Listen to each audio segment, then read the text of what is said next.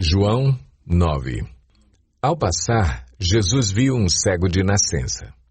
Seus discípulos lhe perguntaram: Mestre, quem pecou, este homem ou seus pais, para que ele nascesse cego?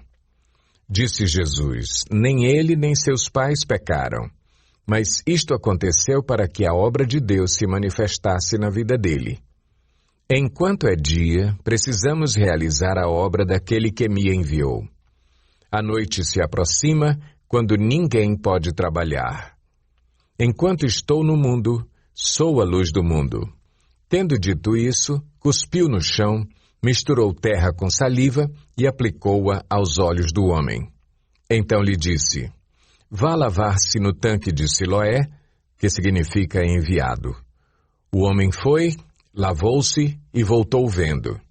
Seus vizinhos e os que anteriormente o tinham visto mendigando perguntaram: Não é este o mesmo homem que costumava ficar sentado mendigando? Alguns afirmavam que era ele. Outros diziam: Não, apenas se parece com ele. Mas ele próprio insistia: Sou eu mesmo. Então, como foram abertos os seus olhos? Interrogaram-no eles. Ele respondeu: O homem chamado Jesus misturou terra com saliva, colocou-a nos meus olhos e me disse que fosse lavar-me em Siloé. Fui, lavei-me e agora vejo. Eles lhe perguntaram: Onde está esse homem? Não sei, disse ele. Levaram aos fariseus o homem que fora cego. Era sábado o dia em que Jesus havia misturado terra com saliva e aberto os olhos daquele homem. Então os fariseus também lhe perguntaram como ele recuperara a vista. O homem respondeu: Ele colocou uma mistura de terra e saliva em meus olhos, eu me lavei e agora vejo. Alguns dos fariseus disseram: Esse homem não é de Deus, pois não guarda o sábado. Mas outros perguntavam: Como pode um pecador fazer tais sinais miraculosos?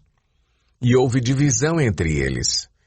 Tornaram, pois, a perguntar ao cego: Que diz você a respeito dele? Foram os seus olhos que ele abriu. O homem respondeu: Ele é um profeta. Os judeus não acreditaram que ele fora cego e havia sido curado, enquanto não mandaram buscar os seus pais. Então perguntaram: É este o seu filho, o qual vocês dizem que nasceu cego? Como ele pode ver agora? Responderam os pais: Sabemos que ele é nosso filho e que nasceu cego, mas não sabemos como ele pode ver agora ou quem lhe abriu os olhos. Perguntem a ele. Idade ele tem, falará por si mesmo.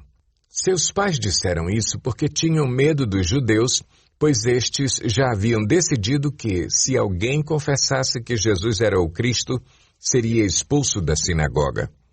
Foi por isso que seus pais disseram: Idade ele tem, perguntem a ele. Pela segunda vez, chamaram o homem que fora cego e lhe disseram: Para a glória de Deus, diga a verdade. Sabemos que esse homem é pecador. Ele respondeu: Não sei se ele é pecador ou não. Uma coisa sei, eu era cego e agora vejo. Então lhe perguntaram: O que lhe fez ele? Como lhe abriu os olhos? Ele respondeu: Eu já lhes disse e vocês não me deram ouvidos. Por que querem ouvir outra vez? Acaso vocês também querem ser discípulos dele? Então o insultaram e disseram: Discípulo dele é você, nós somos discípulos de Moisés. Sabemos que Deus falou a Moisés, mas, quanto a esse, nem sabemos de onde ele vem. O homem respondeu: Ora, isso é extraordinário. Vocês não sabem de onde ele vem, contudo ele me abriu os olhos. Sabemos que Deus não ouve pecadores, mas ouve o homem que o teme e pratica a sua vontade. Ninguém jamais ouviu que os olhos de um cego de nascença tivessem sido abertos. Se esse homem não fosse de Deus, não poderia fazer coisa alguma. Diante disso, eles responderam: Você nasceu cheio de pecado, como tem a ousadia de nos ensinar? E o expulsaram.